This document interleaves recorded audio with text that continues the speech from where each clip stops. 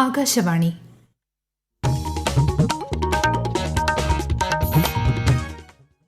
നമസ്കാരം.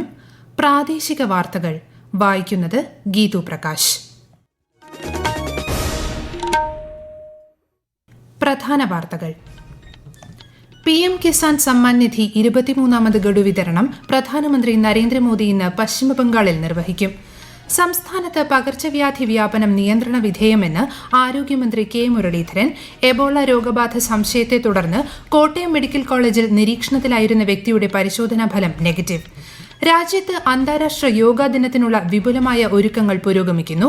മധ്യപ്രദേശിൽ രാഷ്ട്രപതിയും കൊൽക്കത്തയിൽ പ്രധാനമന്ത്രിയും നാളെ ദിനാചരണ പരിപാടികളിൽ പങ്കെടുക്കും. നീറ്റ് UG പുനഃപരീക്ഷ നാളെ. പരീക്ഷയുടെ സുതാര്യത ഉറപ്പാക്കാൻ കർശന സുരക്ഷ ഏർപ്പെടുത്തി NTA. സംസ്ഥാനത്ത് ഒറ്റപ്പെട്ട ശക്തമായ മഴ തുടരുമെന്ന് കേന്ദ്ര കാലാവസ്ഥാ വകുപ്പ്. വയനാട്, കണ്ണൂർ ജില്ലകളിൽ ഇന്ന് മഞ്ഞ ജാഗ്രത. ലോകകപ്പ് ഫുട്ബോളിൽ ഏറ്റവും വേഗതയേറിയ ഗോളുമായി മൊറോക്കോയ്ക്ക് ആദ്യ ജയം. ഏകപക്ഷീയമായ 3 ഗോളുകൾക്ക് ഹെയ്ത്തിയെ പരാജയപ്പെടുത്തി ബ്രസീൽ. വാർത്തകൾ വിശദമായി. പ്രധാനമന്ത്രി നരേന്ദ്രമോദിയുടെ ഒഡീഷ പശ്ചിമബംഗാൾ സന്ദർശനത്തിന് ഇന്ന് തുടക്കം. ഒഡീഷയിൽ രാഷ്ട്രപതി ദ്രൌപദി മുർമുവിന്റെ 68ാം ജന്മദിനത്തിൽ രാഷ്ട്രപതിയോടൊപ്പം വിവിധ പരിപാടികളിൽ പ്രധാനമന്ത്രി പങ്കെടുക്കും. തുടർന്ന് പശ്ചിമബംഗാൾ ദിനാഘോഷങ്ങളിലും പ്രധാനമന്ത്രി ഇന്ന് സംബന്ധിക്കും. PM കിസാൻ സമ്മാൻ നിധി 23ാമത് ഗഡു വിതരണം പ്രധാനമന്ത്രി നരേന്ദ്രമോദി ഇന്ന് നിർവഹിക്കും. പശ്ചിമബംഗാളിലെ താരകേശ്വറിൽ നടക്കുന്ന ദേശീയതല പരിപാടിയുടെ തത്സമയ സംരക്ഷണവും ഉണ്ടായിരിക്കും. ഇതിന്റെ ഭാഗമായി തിരുവനന്തപുരം ശ്രീകാര്യം കേന്ദ്ര കിഴങ്ങുവിള ഗവേഷണ സ്ഥാപനത്തിൽ നടക്കുന്ന പരിപാടി കേന്ദ്ര സഹമന്ത്രി സുരേഷ് ഗോപി ഉദ്ഘാടനം ചെയ്യും. എബോള രോഗബാധ സംശയത്തെ തുടർന്ന് കോട്ടയം മെഡിക്കൽ കോളേജ് ആശുപത്രിയിൽ പ്രത്യേക നിരീക്ഷണത്തിൽ കഴിഞ്ഞിരുന്ന സൌത്ത് സുഡാനിൽ നിന്നെത്തിയ 54-കാരിയുടെ അന്തിമ പരിശോധനാ ഫലം നെഗറ്റീവ്. പൂനെ വൈറോളജി ഇൻസ്റ്റിറ്റ്യൂട്ടിൽ നിന്ന് ലഭിച്ച റിപ്പോർട്ടിന്റെ അടിസ്ഥാനത്തിലാണ് എബോള ബാധയില്ലെന്ന് ആരോഗ്യവകുപ്പ് സ്ഥിരീകരിച്ചത്. സംസ്ഥാനത്ത് പകർച്ചവ്യാധി വ്യാപനം നിയന്ത്രണ വിധേയമാണെന്നും നിലവിൽ ആശങ്കപ്പെടേണ്ട സാഹചര്യമില്ലെന്നും ആരോഗ്യമന്ത്രി കെ മുരളീധരൻ അറിയിച്ചു. പ്രതിരോധ പ്രവർത്തനങ്ങൾ ഊർജിതമാക്കിയിട്ടുണ്ട്. ഹൈപ്പവർ കമ്മിറ്റിയുടെ ശുപാർശകൾ അതെങ്ങനെ ഇതിനെ പ്രതിരോധിക്കാം തുടങ്ങിയിട്ടുള്ള കാര്യങ്ങളെക്കുറിച്ച് ഒരു വ്യക്തതയുണ്ട്. കാരണം മഴക്കാലപൂർവ്വ ശുചീകരണ പ്രവർത്തനങ്ങളുടെ ഒരു അഭാവമാണ് ഇങ്ങനെ വ്യാപിക്കാനുള്ള കാരണം. അതേതായാലും ഇപ്പോൾ അത് കൺട്രോൾഡ് ആണ്, അങ്ങനെ ആശങ്കപ്പെടാൻ വകയില്ല. നിപ രോഗിയുടെ സമ്പർക്ക പട്ടികയിൽ ഉൾപ്പെട്ടതിനെ തുടർന്ന് കോഴിക്കോട് മെഡിക്കൽ കോളേജിൽ നിരീക്ഷണത്തിൽ കഴിഞ്ഞിരുന്ന 3 പേരെയും ഡിസ്ചാർജ് ചെയ്തു. ഇതോടെ സമ്പർക്ക പട്ടികയിൽ ഉൾപ്പെട്ട എല്ലാവരും ആശുപത്രി വിട്ടു. നിപ ബാധിച്ച രോഗി കോഴിക്കോട് മെഡിക്കൽ കോളേജിൽ വെന്റിലേറ്ററിൽ ചികിത്സ തുടരുന്നു. സംസ്ഥാനത്ത് ഇന്നലെ 10 ഷിഗല്ല രോഗബാധ കൂടി റിപ്പോർട്ട് ചെയ്തു. കോഴിക്കോട്, തിരുവനന്തപുരം, തൃശൂർ, മലപ്പുറം, പാലക്കാട് എന്നിവിടങ്ങളിലാണ് രോഗബാധ റിപ്പോർട്ട് ചെയ്തത്. എന്നാൽ ഷിഗല്ല വ്യാപനം സംസ്ഥാനത്ത് നിയന്ത്രണ വിധേയമാണെന്നും ഇന്നലെ മരണം റിപ്പോർട്ട് ചെയ്തിട്ടില്ലെന്നും ആരോഗ്യമന്ത്രി അറിയിച്ചു. പ്രതിരോധ പ്രവർത്തനങ്ങൾ സംസ്ഥാനത്ത് കാര്യക്ഷമമായി തുടരുന്നുവെന്നും അദ്ദേഹം പറഞ്ഞു. നാളെ നടക്കാനിരിക്കുന്ന നീറ്റ് UG 2026 പുനഃപരീക്ഷയുടെ സുഗമവും നീതിയുക്തവുമായ നടത്തിപ്പിന് പൂർണ്ണ സജ്ജമാണെന്ന് നാഷണൽ ടെസ്റ്റിംഗ് ഏജൻസി അറിയിച്ചു. ഇന്ത്യയിലെ 551 നഗരങ്ങളിലും വിദേശത്തുള്ള 14 നഗരങ്ങളിലുമായി 22.79 ലക്ഷത്തിലധികം ഉദ്യോഗാർത്ഥികൾക്കായാണ് പരീക്ഷ. ന്യായവും സുതാര്യവുമായ പരീക്ഷ ഉറപ്പാക്കാൻ കർശന സുരക്ഷ ഏർപ്പെടുത്തിയിട്ടുണ്ടെന്നും NTA അറിയിച്ചു. അതേസമയം നീറ്റ് UG പരീക്ഷയ്ക്ക് മുന്നോടിയായി ടെലഗ്രാം ആപ്പിന് കേന്ദ്ര സർക്കാർ ഏർപ്പെടുത്തിയ താൽക്കാലിക വിലക്ക് ഡൽഹി ഹൈക്കോടതി ശരിവച്ചു. അന്താരാഷ്ട്ര യോഗാ ദിനത്തിനുള്ള വിപുലമായ ഒരുക്കങ്ങൾ രാജ്യത്ത് പുരോഗമിക്കുന്നു. മധ്യപ്രദേശിലെ ജബൽപൂരിൽ നടക്കുന്ന ദിനാചരണ പരിപാടിയിൽ രാഷ്ട്രപതി ദ്രൌപദി മുർമു മുഖ്യാതിഥിയാകും. കൊൽക്കത്തയിൽ നാളെ നടക്കുന്ന യോഗാ ദിനാചരണ പരിപാടികൾക്ക് പ്രധാനമന്ത്രി നരേന്ദ്രമോദി നേതൃത്വം നൽകും. ആരോഗ്യകരമായ വാർദ്ധക്യത്തിന് യോഗ എന്നതാണ് ഇത്തവണത്തെ യോഗാ ദിനാചരണ പ്രമേയം. തിരുവനന്തപുരം പാങ്ങോട് മിലിറ്ററി സ്റ്റേഷനിൽ അന്താരാഷ്ട്ര യോഗാ ദിനം ആഘോഷിച്ചു. Pangode military station commander brigadier Anurag Upadhyay, military സ്റ്റേഷനിലെ കമാൻഡർമാർ, സൈനികർ, അവരുടെ കുടുംബാംഗങ്ങൾ തുടങ്ങിയവർ കൊളച്ചൽ സ്റ്റേഡിയത്തിൽ സംഘടിപ്പിച്ച യോഗാഭ്യാസങ്ങളിൽ പങ്കെടുത്തു. ഈ വാർത്തകൾ ആകാശവാണിയിൽ നിന്ന്. ആകാശവാണി വാർത്തകളും വാർത്താധിഷ്ഠിത പരിപാടികളും all India radio news Thiruvananthapuram YouTube ചാനലിലും all India radio news Thiruvananthapuram Facebook പേജിലും AR News_ തിരുവനന്തപുരം ഇൻസ്റ്റഗ്രാം അക്കൌണ്ടിലും AR News_TVM X ഹാൻഡിലും ലഭ്യമാണ്. സംസ്ഥാനത്ത് സെൻസസ് 2027ന്റെ ഭാഗമായി സെൽഫ് എന്യൂമറേഷൻ നടപടികൾ പുരോഗമിക്കുന്നു. ഈ മാസം അവസാനം വരെ നീളുന്ന സെൽഫ് എന്യൂമറേഷന് se.census.gov.in എന്ന പോർട്ടലിലൂടെ വിവരങ്ങൾ സമർപ്പിക്കാം. ഹിന്ദി, ഇംഗ്ലീഷ് കൂടാതെ 14 ഇന്ത്യൻ ഭാഷകളിൽ ഈ സൌകര്യം ലഭ്യമാണ്. വിവരങ്ങൾ സമർപ്പിച്ചു കഴിയുമ്പോൾ ഒരു SEID ലഭിക്കും. പോർട്ടലിൽ നൽകിയ വസ്തുതകൾ ഉറപ്പാക്കാൻ എന്യൂമറേറ്റർ വീട്ടിലെത്തുമ്പോൾ ഈ ID നിർബന്ധമായും കാണിക്കണം. വീടിന്റെ പ്രമാണരേഖകൾ സമർപ്പിക്കേണ്ടതില്ല. സംസ്ഥാനത്ത് വിവിധ ജില്ലകളിൽ ഒറ്റപ്പെട്ട ശക്തമായ മഴ തുടരുമെന്ന് കേന്ദ്ര കാലാവസ്ഥാ വകുപ്പ്. വയനാട്, കണ്ണൂർ ജില്ലകളിൽ ഇന്ന് മഞ്ഞ ജാഗ്രത പ്രഖ്യാപിച്ചിട്ടുണ്ട്. നാളെ 8 ജില്ലകളിലും ലക്ഷദ്വീപിലും മഞ്ഞ ജാഗ്രതയാണ്.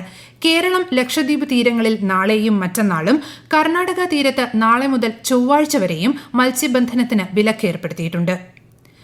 പ്രസിദ്ധമായ കണ്ണൂർ കൊട്ടിയൂർ വൈശാഖ മഹോത്സവം ബുധനാഴ്ച സമാപിക്കും.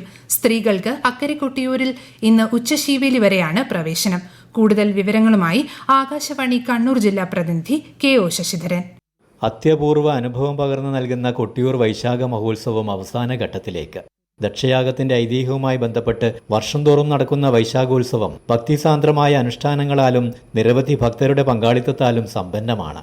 ബാവലിപ്പുഴയുടെ തീരത്ത് ഇടതൂർന്ന വനത്തിന്റെ ഹൃദയഭാഗത്ത് നടക്കുന്ന 28 ദിവസത്തെ ഈ ഉത്സവം ദർശിക്കാനായി കേരളത്തിനകത്തും കർണാടകയിൽ നിന്നുമുള്ള നിരവധി പേരാണ് എത്തിക്കൊണ്ടിരിക്കുന്നത്. കർണാടകയിൽ നിന്നും എത്തുന്ന തീർത്ഥാടകർ തളിപ്പറമ്പ് രാജരാജേശ്വര ക്ഷേത്രം, മാടായിക്കാവ്, പറശ്ശിനി മുത്തപ്പൻ ക്ഷേത്രം എന്നിവിടങ്ങളിലും സന്ദർശനം നടത്തിയതിനു ശേഷമാണ് മടങ്ങുന്നത്. 24-ന് തൃക്കലശാട്ടോടെയാണ് വൈശാഖോത്സവത്തിന് സമാപനമാവുക. 2026 പത്മ പുരസ്കാരങ്ങൾ 65 പേർക്ക് കൂടി രാഷ്ട്രപതി ദ്രൌപദി മുർമു സമ്മാനിക്കും.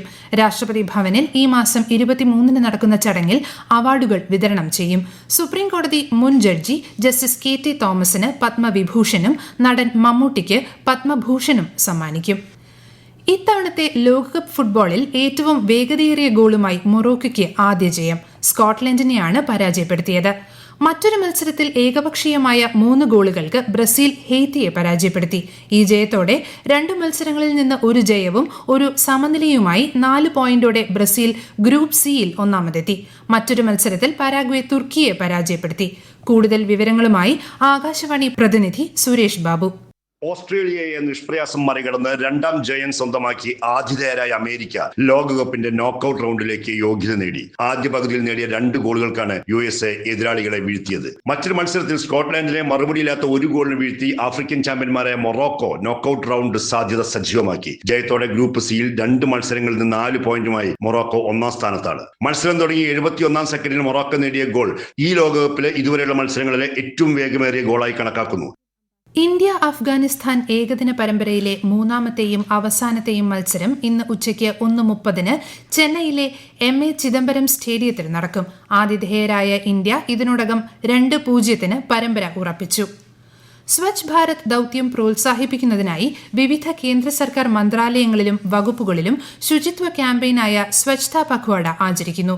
ബഹുജന ശുചിത്വ പരിപാടികൾ, സ്വച്ഛതാ പ്രതിജ്ഞകൾ, അവബോധ മത്സരങ്ങൾ തുടങ്ങിയവ ഇതിന്റെ ഭാഗമായി സംഘടിപ്പിക്കുന്നു. പ്രധാനമന്ത്രി നരേന്ദ്രമോദിയുടെ നേതൃത്വത്തിൽ ഇന്ത്യ ശ്രദ്ധേയമായ പരിവർത്തനത്തിന് വിധേയമായ 12 വർഷങ്ങളാണ് കടന്നുപോയത്. ഈ കാലയളവിൽ ദരിദ്രർ, കർഷകർ, സ്ത്രീകൾ, യുവാക്കൾ എന്നിവരുടെ ക്ഷേമത്തിനും ശാക്തീകരണത്തിനുമായി മോദി സർക്കാർ നിരവധി മുൻനിര പദ്ധതികളാണ് നടപ്പിലാക്കിയത്. സെമി കണ്ടക്ടർ അധിഷ്ഠിത വികസനവും ബഹിരാകാശ സ്റ്റാർട്ടപ്പുകളുടെ വളർച്ചയും ശാക്തീകൃത ഇന്ത്യയുടെ ഏറ്റവും പ്രധാനപ്പെട്ട 2 സ്തംഭങ്ങളായി വിലയിരുത്താം. ലോകത്താകമാനമുള്ള അഭയാർത്ഥികളുടെ ജീവിതത്തെക്കുറിച്ച് അവബോധം സൃഷ്ടിക്കുന്നതിനും അവർക്ക് ഐക്യദാർഢ്യം പ്രഖ്യാപിക്കുന്നതിനുമായി ഇന്ന് ലോക അഭയാർത്ഥി ദിനം. 2001 മുതലാണ് ഐക്യരാഷ്ട്രസഭയുടെ നേതൃത്വത്തിൽ ഈ ദിനം ആചരിച്ചു തുടങ്ങിയത്. എല്ലാവരും സുരക്ഷിതരാകുന്നതുവരെ എന്നതാണ് ഈ വർഷത്തെ ദിനാചരണ പ്രമേയം. ആകാശവാണി തിരുവനന്തപുരം പ്രാദേശിക വാർത്താ വിഭാഗം അവതരിപ്പിക്കുന്ന പ്രത്യേക പരിപാടിയായ നല്ല വാർത്ത എല്ലാ ശനിയാഴ്ചയും വൈകുന്നേരം 6:40-ന് പ്രക്ഷേപണം ചെയ്യുന്നതാണ്. ഇന്ന് 6:30-ന്റെ പ്രാദേശിക വാർത്തകൾക്ക് ശേഷം നല്ല വാർത്ത കേൾക്കാവുന്നതാണ്. പ്രധാന വാർത്തകൾ വീണ്ടും. PM കിസാൻ സമ്മാൻ നിധി 23ാമത് ഗഡു വിതരണം പ്രധാനമന്ത്രി നരേന്ദ്രമോദി ഇന്ന് പശ്ചിമബംഗാളിൽ നിർവഹിക്കും. സംസ്ഥാനത്ത് പകർച്ചവ്യാധി വ്യാപനം നിയന്ത്രണ വിധേയമെന്ന് ആരോഗ്യമന്ത്രി K മുരളീധരൻ. എബോള രോഗബാധ സംശയത്തെ തുടർന്ന് കോട്ടയം മെഡിക്കൽ കോളേജിൽ നിരീക്ഷണത്തിലായിരുന്ന വ്യക്തിയുടെ പരിശോധനാ ഫലം നെഗറ്റീവ്. രാജ്യത്ത് അന്താരാഷ്ട്ര യോഗാ ദിനത്തിനുള്ള വിപുലമായ ഒരുക്കങ്ങൾ പുരോഗമിക്കുന്നു. മധ്യപ്രദേശിൽ രാഷ്ട്രപതിയും കൊൽക്കത്തയിൽ പ്രധാനമന്ത്രിയും നാളെ ദിനാചരണ പരിപാടികളിൽ പങ്കെടുക്കും. നീറ്റ് യുജി പുനഃപരീക്ഷ നാളെ. പരീക്ഷയുടെ സുതാര്യത ഉറപ്പാക്കാൻ കർശന സുരക്ഷ ഏർപ്പെടുത്തി NTA. സംസ്ഥാനത്ത് ഒറ്റപ്പെട്ട ശക്തമായ മഴ തുടരുമെന്ന് കേന്ദ്ര കാലാവസ്ഥാ വകുപ്പ്. വയനാട്, കണ്ണൂർ ജില്ലകളിൽ ഇന്ന് മഞ്ഞ ജാഗ്രത. ലോകകപ്പ് ഫുട്ബോളിൽ ഏറ്റവും വേഗതയേറിയ ഗോളുമായി മൊറോക്കോയ്ക്ക് ആദ്യ ജയം. ഏകപക്ഷീയമായ 3 ഗോളുകൾക്ക് ഹെയ്ത്തിയെ പരാജയപ്പെടുത്തി ബ്രസീൽ. പ്രാദേശിക വാർത്തകൾ കഴിഞ്ഞു. അടുത്ത വാർത്താ പ്രക്ഷേപണം 12:50.